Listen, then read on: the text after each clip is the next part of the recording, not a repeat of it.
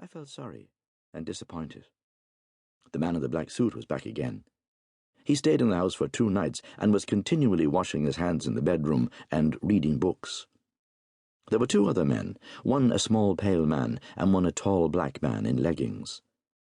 They had pockets full of pennies, and they gave me one every time I asked them questions.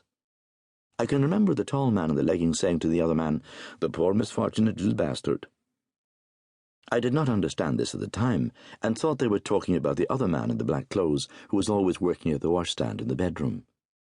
But I understood it all clearly afterwards. After a few days, I was brought away myself on an outside car and sent to a strange school.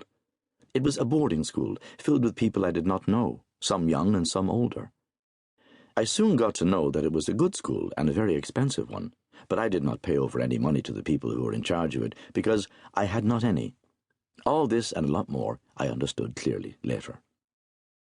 My life at the school does not matter except for one thing.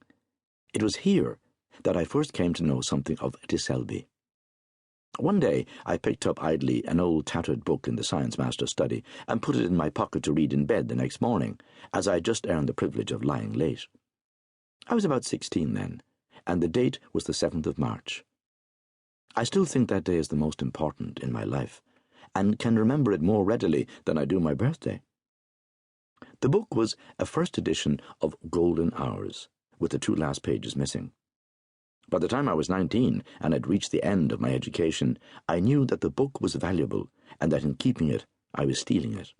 Nevertheless, I packed it in my bag without a qualm and would probably do the same if I had my time again. Perhaps it is important in the story I'm going to tell to remember that it was for Disselby I committed my first serious sin. It was for him that I committed my greatest sin. I had long since got to know how I was situated in the world. All my people were dead, and there was a man called Divany working the farm and living on it until I should return. He did not own any of it, and was given weekly cheques of pay by an office full of solicitors in a town far away. I had never met these solicitors and never met Divany, but they were really all working for me, and my father had paid in cash for these arrangements before he died. When I was younger, I thought he was a generous man to do that for a boy he did not know well. I did not go home direct from school. I spent some months in other places, broadening my mind and finding out what a complete edition of Disselby's works would cost me, and whether some of the less important of his commentators' books could be got on loan. In one of the places where I was broadening my mind, I met one night with a bad accident. I broke my left leg, or if you like, it was broken for me, in 6 places, and when I was well enough again to go my way, I had one leg made of wood, the left one. I knew that I had only a little money, that I was going home to a rocky farm, and that my life would not be easy. But I was certain by this time that farming, even if I had to do it, would not be my life work.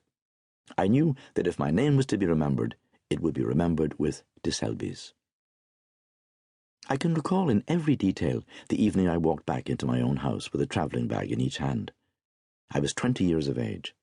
It was an evening in a happy yellow summer, and the door of the public house was open. Behind the counter was John Divany, leaning forward on the low-down porter dashboard with his fork, his arms neatly folded, and his face looking down on a newspaper which was spread upon the counter. He had brown hair, and was made handsomely enough in a small, butty way. His shoulders were broadened out with work, and his arms were thick like little tree trunks. He had a quiet, civil face, with eyes like cow's eyes, brooding, brown, and patient.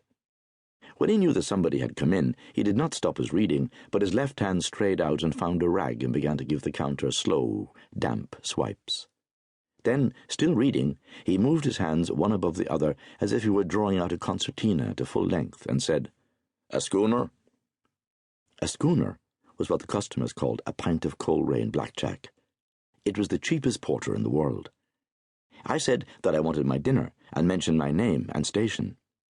Then we closed the shop and went into the kitchen, and we were there nearly all night, eating and talking and drinking whisky. The next day was Thursday. John Divany said that his work was now done, and that he would be ready to go home to where his people were on Saturday. It was not true to say that his work was done, because the farm was in a poor way.